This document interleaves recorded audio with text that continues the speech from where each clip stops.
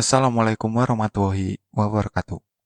Kembali lagi di channel Kisah Warganet. Kali ini saya akan menceritakan cerita yang berjudul Mencari Pesugihan. Tak usah lama-lama, kita ke ceritanya. Cerita ini waktu nganter orang mencari pesugihan. Temanku sebut saja Supra. Ya gitu, hidupnya saking putus asanya sampai mencari jalan pintas. Jalan cepat kaya dengan sedikit usaha dan wandal keluarganya. Jadi di cerita ini tidak ada perkelahian dengan dedemit. Yang ada hanya tawar-menawar harga dan tumbal. Yang enak si Supra, dapat uang jadi kaya. Lah aku masih aja kiri gak habis-habis. Tapi gak apa, aku nikmati dan syukuri. Pesugihan berbagai macam dan berbagai bentuk siluman, dedemit, dan jin. Yang serakah dikeluh kesai, diminta tolongi temen, ya aku ikut saja. Menolong orang harus totalitas. Diajak ke kota tuyul, dan setelah sampai di tempat tujuan, sebuah stasiun, kami berhenti sekedar ingin melepas lelah, sebelum lanjut ke rumah yang diinfokan. Si Supra nampak bersemangat, senyum-senyum. Kayak orang mau nemu bongkahan emas. Akhirnya sampai di rumah yang dituju, sebuah kampung dengan rumah berderet-deret, dan inti dari kedatangan kami diutarakan Supra dan sang pawang Yudul, mengiyakan dengan tarif bervariasi dari 300.000 sampai 7 juta.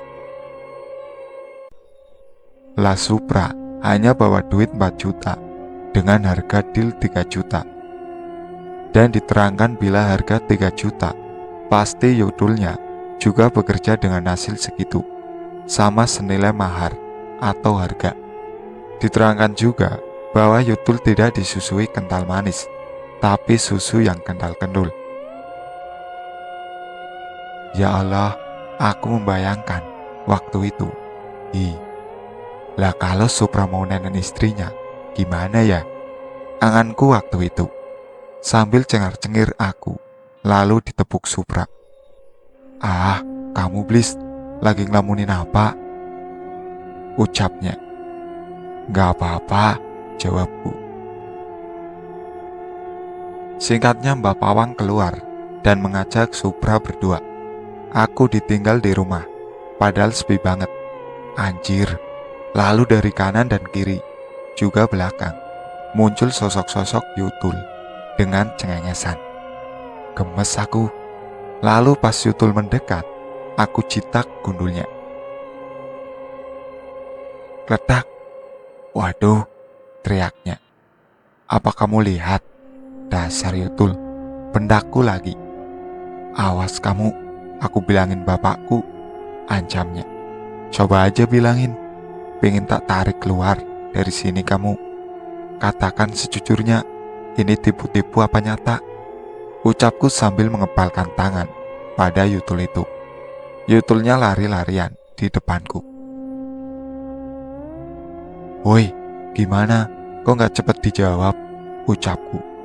Tipu-tipu, jawabnya sembari berlarian. Tapi jawaban itu aku anggap jawaban yang real. Di sini, sekampung bisa memelihara Yudul semua, jawabnya selengean. Berlarian dan berhenti di depanku, sambil meraih tangan, dan ditarik dan dibawa keluar, sampai di pekarangan pinggir jalan. Lihat, itu pada keluar semua, ucap Yudul. Aku kaget setengah mata. Loh, lah kok begitu? Tanyaku. Temenmu bawa pulang saja. Lihat yang keluar itu mas, ucap Yudul. Itu lihat, dia menggendeng Yudulnya. Lah apa kamu gak kasihan kalau dinenen sama bangsa tuyul? Ucapnya lagi. Lalu Supra datang sama Pawang. Dan ketika dari jauh Pawang berjalan, para Yudul langsung berhamburan masuk ke dalam rumah. Supra mendekatiku dan Pawang langsung masuk dengan pedenya. Gimana Blis? Mantap gak? Tanya Supra. Pulang saja, Alasannya, uang ambil di ATM, ucapku. Supra mengerti maksudku dan berpamitan. Sebentar, mau ambil uang. Setelah pergi kita berdua langsung kabur. Setelah itu kita berhenti di warung soto. Dan akhirnya dapat info pesugihan lagi. Pesugihan cap jempol darah di daerah Sendang Gelaga. Dikasih info nama dan alamat si pawangnya. Baru soto dihidangkan, aku mencium bau busuk bercampur entahlah. Pas aku aduk-aduk, mau aku kasih sambal, piuh, ada mata kelopak mata utuh. Sedangkan yang dimakan Supra, aku melihat banyak belatung yang masih bergerak-gerak dan beberapa potongan jari. Dengan lahapnya si Supra berkata, "Ayo blis, suger tenan sotone, enak tenan." Ucap Supra makan dengan lahapnya. Aku saja merasa mual. Bakat orang miskin ya gitu, makan enak kok ditolak.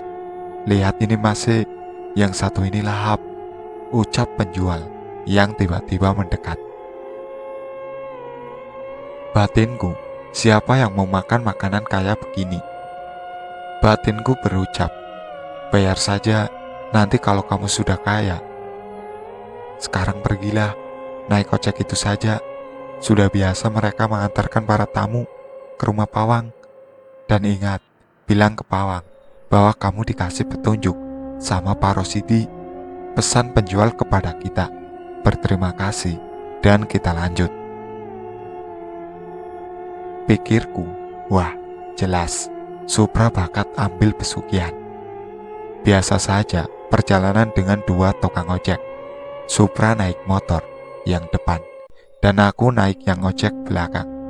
Sepanjang perjalanan, piuh, ampun deh, sepi pol-polan, hamparan kebun tebu.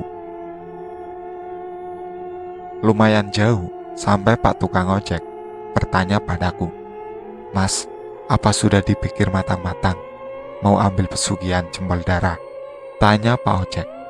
"Sudah Pak, tapi teman saya itu loh, saya mah nggak mau," jawabku. Oh, ungkapnya sepanjang perjalanan belum melewati satupun pengendara motor atau mobil. Sepi banget. Saking sepinya, aku jadi takut sendiri. Kalau di tengah jalan, dibegal, terus dibunuh piye. Sampai akhirnya, ada pertigaan masih di sekitaran kebun tebu. Motor belok, dan sekitar 1 kilometer, barulah kita sampai di depan gubuk pawang tersebut. Tukang ojeknya aku tahan, sampai aku benar-benar ditemui sama Pak Pawang. Misalnya, Pak Pawang gak ada di rumah, dan tukang ojek sudah pergi. Piye ayo? Berada di tengah kebun tebu, hanya berdua. Modiar. Untungnya, Pak Pawang itu di rumah, dan tukang ojek sudah paham. Setelah uluk salam dan dipersilahkan masuk, ya, diajak ngobrol, dan ngobrol. Dan akhirnya, sampai di kalimat, "Apakah sudah siap?" Supra mantap menjawab, "Mantap." Sebelum ritual dimulai, Supra berpesan dapat salam dari Rosidi, dan si pawang siap dengan senyuman. Aku ditanya, apakah aku juga mau mengambil pesugihan itu. Aku berkata sejujurnya bahwa aku hanya mengantar, dan setelah itu Pak Pawang menyuguhkan kopi. Aku mau minum, apa tidak, masih ragu, dan Pak Pawang tahu gelagatku. "Sudah, diminum saja. Bapak kan tidak pelaku pesugihan. Lihat saja rumah Bapak, masih reot begini." Jelas Pak Pawang. "Enggak Pak," balasku langsung menyeruput. Kamu tunggu di rumah saja," ucap Pak Pawang. Nggak berani Pak, ikut saja nanti, nunggu di luar," ucapku. "Ya sudah, nanti habis maghrib, berangkat," ucap Pak Pawang. Singkat cerita, habis mandi kita diajak ke lokasi Sendang. Perjalanan juga menyeramkan. Lewatnya jalan setapak menuju hutan. Piuh, Masya Allah, sampai aku merinding dan merasa takut. Ditambah suara binatang malam. Krik, jangkrik, teriakku. Hus, celetuk Pak Pawang. Supra nampak gelisah, takut bercampur khawatir. Jalanan menanjak, turun, dan les, sampai di depan goa. Entah goa apa, bentuknya mirip alat kelamin wanita. Pak, Padi, goanya kok mirip sempit gini ya? Ucapku. Hus, jangan selengean, bentak Pak Pawang. Aku menahan ketawa, dan aku melihat Supra semakin salah tingkah. Kamu di sini saja, jangan sembrono, udah duduk saja, pesan Pak Pawang. Aku mengangguk, dan Supra diajak naik beberapa meter menuju bibir goa. Kan memang agak menanjak, aku di bawah Supra, dan Pak Pawang di atas, masih terlihat duduk dan menggelar ritual. Aku sengaja jenuh menunggu. Kunyalakan rokok, baru rokok aku taruh di mulut dan korek, baru mau aku nyalakan. Cers, glodak. Jangan rokok. Kalau mau rokok kan, turun di sana dekat patung wanita, ucap Pak Pawang. Maaf Pak, ucapku sambil bergegas turun. Sampai di samping patung wanita sambil rokokan, dan aku lihat-lihat patung wanita sedang duduk. Dan wah, pantas banget nih, mirip sekali dengan asli. Wah, cantiknya. Kok pinter bikin patung begini ya? Is, teteknya pasti gedenya segini, ucapku sambil meraba-raba teteknya. Tiba-tiba terasa basah tanganku. Spontan aku lepas dan aku lihat teliti. Loh, lah bisa nangis gini? Kan patung, lirihku. Tolong aku, suara lirih, dan aku menoleh lagi, dan tetap nggak aku temukan siapapun. Pas noleh ke belakang, berdiri sesosok wanita di bawah pohon. Kenapa Mbak? Ucapku. Aku diwadalkan suamiku, ucapnya. Oh alah, setan suamimu itu Mbak, kok tega ya? Sini naik, ucapku sambil mengulurkan tangan. Melayang ke arahku, dan les, hilang. Aku pelongo-pelongo, kayak kambing congek. Tiba-tiba, suara tangisan si Supra memecah keheningan malam. Aku bergegas naik, berlari. Sesampainya di sana, si Supra duduk bersila dan menangis sejadi-jadinya. Aku lihat Pak Pawang tersenyum. Berhasil, ucap Pak Pawang bangga. Aku diajak turun Pak Pawang, dan si Supra ditinggal sendiri. Di atas aku dan Pak Pawang di dekat patung sambil rokokan. Ini patung istri orang yang suaminya lebih sayang sama harta, ucap Pak Pawang sambil menikmati rokoknya. Iya ya Pak, kok bisa ya? Tanyaku.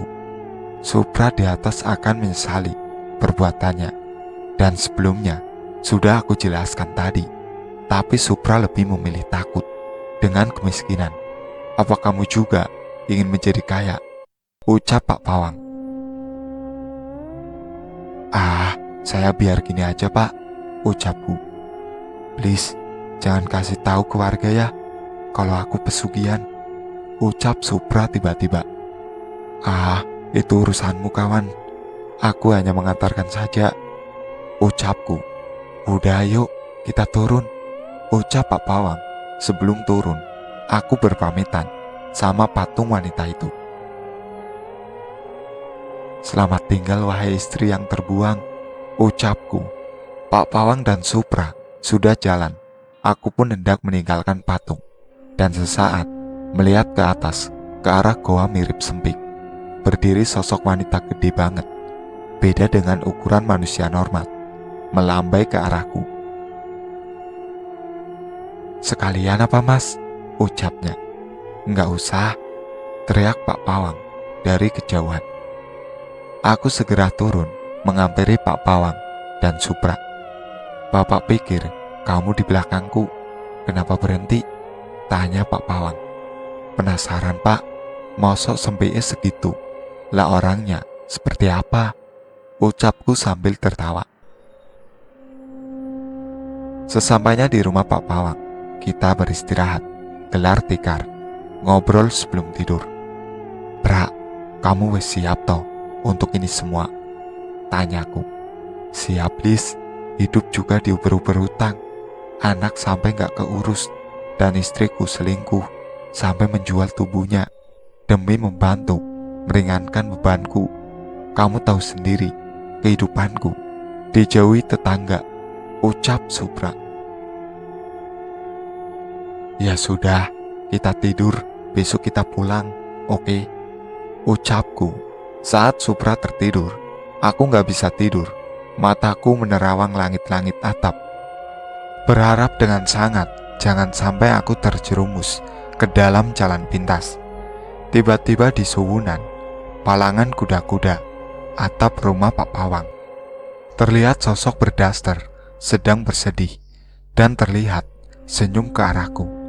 Ah, gila ini. Tiba-tiba Supra berteriak, "Jangan ambil istriku." Aku langsung terbangun dan membangunkan Supra dari tidurnya. "Apa Blis, sudah pagi toh?" ucapnya dengan nyawa yang belum terkumpul. "Tidur lagi, belum pagi," ucap Pak Pawang dari dalam biliknya. Lalu tidur lagi. Aku tetap tidak bisa terpejam. Kalut hatiku, kuperhatikan sosok berdaster, tetapi sosok itu memalingkan badannya.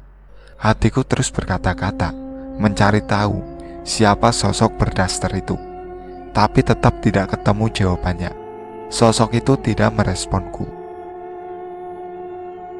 Sampai pagi menjelang dan kami berpamitan.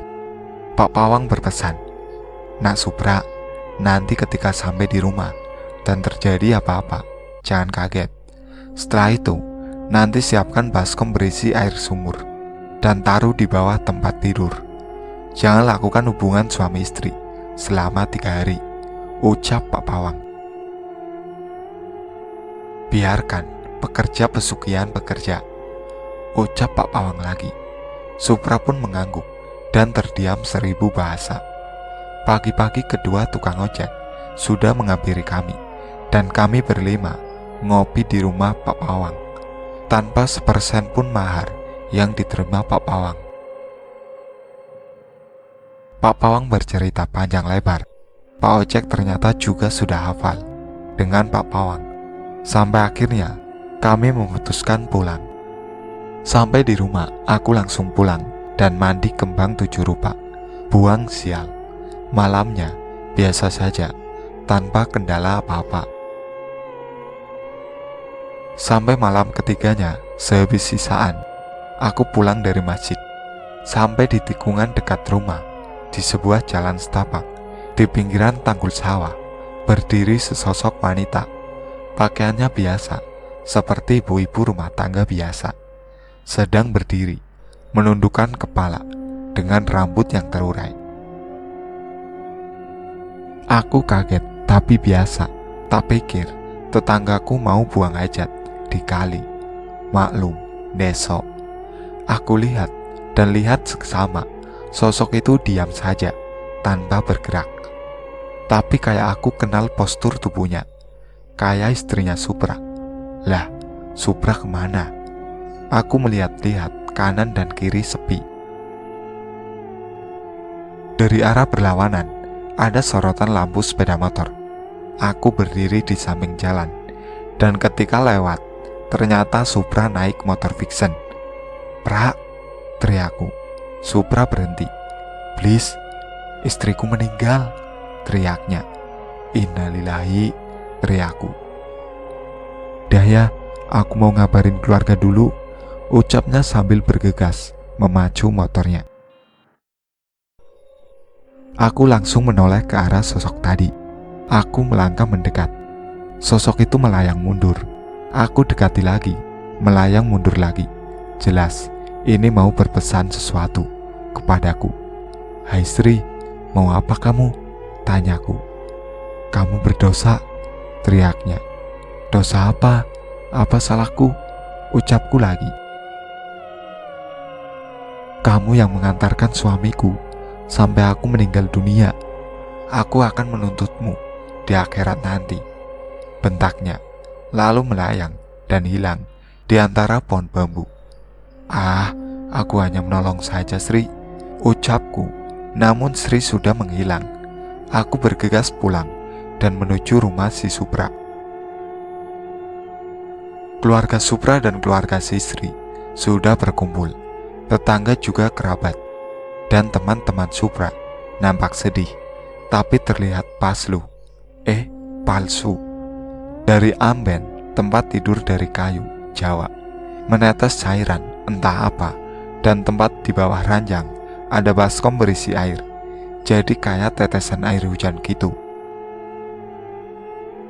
Aku sudah tidak heran dengan kejadian itu, dan tiba-tiba berdiri di pojokan sesosok wanita yang kemarin aku lihat di goa vagina.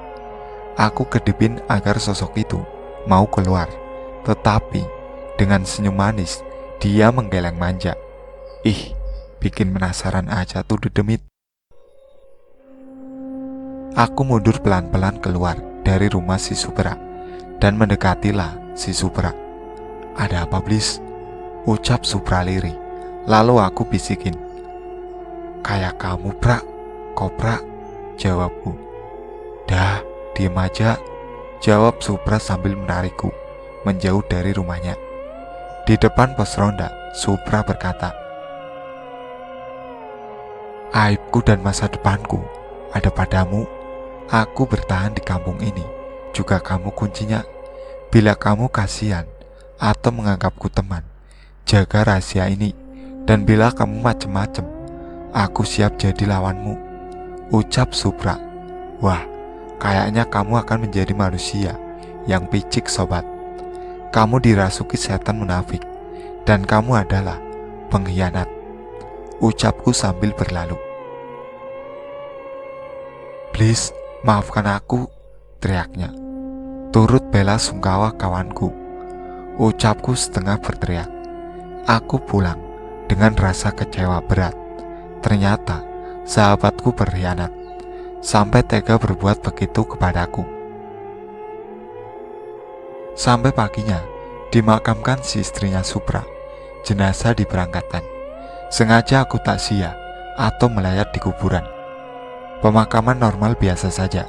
Hanya terlihat dari kejauhan si Supra menangis, dan kedua anaknya. Setelah selesai pemakaman, semua orang pulang. Aku sembunyi di agak jauh. Keluar aku dan menuju peristirahatan terakhir si Sri. "Maafkan aku, Sri," ucapku sambil jongkok di samping pusarannya. "Sudah, Mas, jangan disesali. Ini sudah takdirku, dan ini adalah jalan terbaik buat Mas Supra menuju suksesnya," ucap Sri yang tiba-tiba di belakangku. Aku kaget dan langsung menoleh. "Selamatkan kedua anakku, Mas," ucapnya lalu pergi. Aku tambah semakin merasa berdosa. Aku ambil tanah bekas galian liang lahatnya. 2 jumput tanah aku genggam dan aku bawa pulang. Malamnya diadakan tahlilan, tapi memang dasar hati nggak ikhlas. Acara tahlilan rusak. Seketika itu, waktu tumpeng dan sesaji buat yang tahlilan rumah si Supra. Dimasukin 2 ekor anjing liar, yang entah dari mana datangnya 2 ekor anjing yang tiba-tiba masuk dan mengacak-ngacak seisi rumah. Dan semua orang berhamburan keluar menyelamatkan diri dari najis. Aku hanya nyengir dan senyum melihat sosok si Sri duduk dengan 2 pengawal berjubah merah. Kata Sri, "Mampus kue." Melihat si Sri penuh dengan membara, sementara anjing ngamuk masih terus berlarian, sampai Pak Yainya nubruk itu anjing. Kasihan banget si Supra sampai ketabrak si anjing itu. Supra jatuh bangun mengejar anjing itu, sampai-sampai berantakan perabot. Akhirnya pada keluar dan bubar acara tahlilan. "Gak usah kamu doakan, karena gak bakalan sampai," teriak si Sri.